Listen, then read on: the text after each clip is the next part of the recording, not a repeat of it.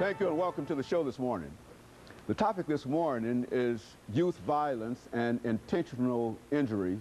And we're fortunate to have with us to talk about youth violence and injuries that are inflicted intentionally Dr. Juarez, Dr. Paul Juarez from Harry Medical College. And of course, Dr. Juarez is in the Department of Family and Community Medicine, and he'll give us some additional information in reference to that. And of course, Dr. Juarez, let me welcome you to the show this morning. Thank you, Dr. Haney. And to tell you, Dr. Juarez, how delighted we are to have you here, because the topic that we are going to deal with this morning is a very, very important topic, considering all the problems that we're having dealing with youth homicide and youth violence and et cetera. And I think in a real sense you bring a new perspective to this, dealing with what you and others have called intentional injuries, and we're going to have you to talk about that. But before we get into that, Dr. Juarez, let's talk about Dr. Paul Juarez, and to have you to give us some information about your background, your education, and some of the things that were important in terms of eventually leading you to us this morning. Okay. Well, maybe I'll start by saying I never had a clue that I'd end up in academic medicine, and so my pathway to get there has been sort of the road least traveled. My family actually, I was born in the Yakima Valley, and it's up in Washington State, and it's sort of the end of the migrant stream. And so my parents settled in that area and moved to Seattle in my middle school years. My dad got a job over there, and the family moved. But growing up, I, again, never really had any, going to college was always something that was very important to me. And I went to a local state college, Western Washington University, and got my bachelor's in psychology there. And I was excited about education and ended up getting a master's degree, going on to get my master's degree in school counseling. And at that point in time, I thought my career was going to be a middle school counselor. And unfortunately, or fortunately, I didn't last too long, and we had a great program. I love working with young people, but it was very difficult working in a school district. And again, at that time, Yakima was still a very segregated community, and it was a large Mexican-American community, and also a large American Indian. It was on an American Indian reservation, the Yakima Nation.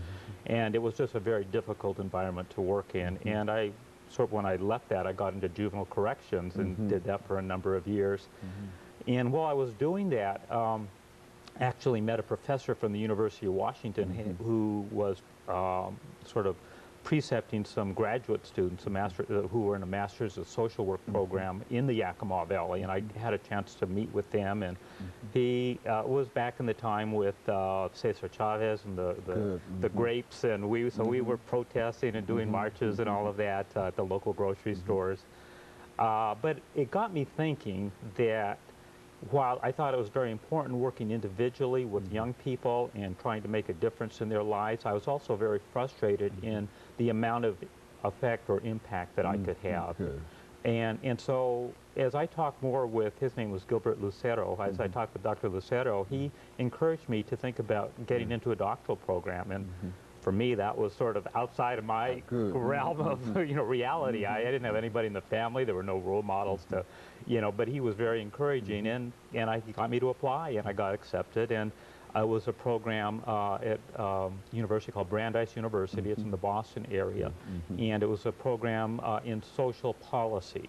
And so my focus shifted from working on an individual level with people, with young people and their families, to one in terms of trying to change the environment through public policy. And so that sort of got me into, really a different level of interventions.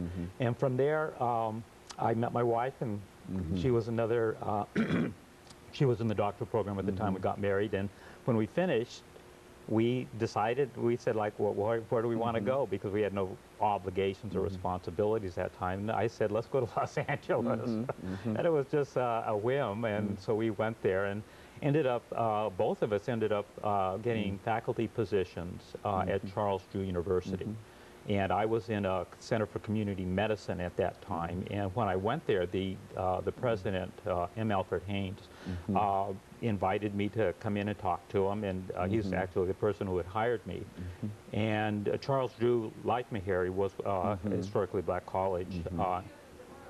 And so part of what he told me is he said, look, the Secretary of Health and Human Services, Margaret Heckler, at that time, said there were 6 areas that contributed disproportionately to minority health. Very good. And of course, Dr., let's hold that point there as we make preparations for our first commercial break, and then we'll come back and we'll pick up exactly at that point, because we think that's very important. And of course, let me take this commercial break, and we'll be back with our audience following this very, very short break.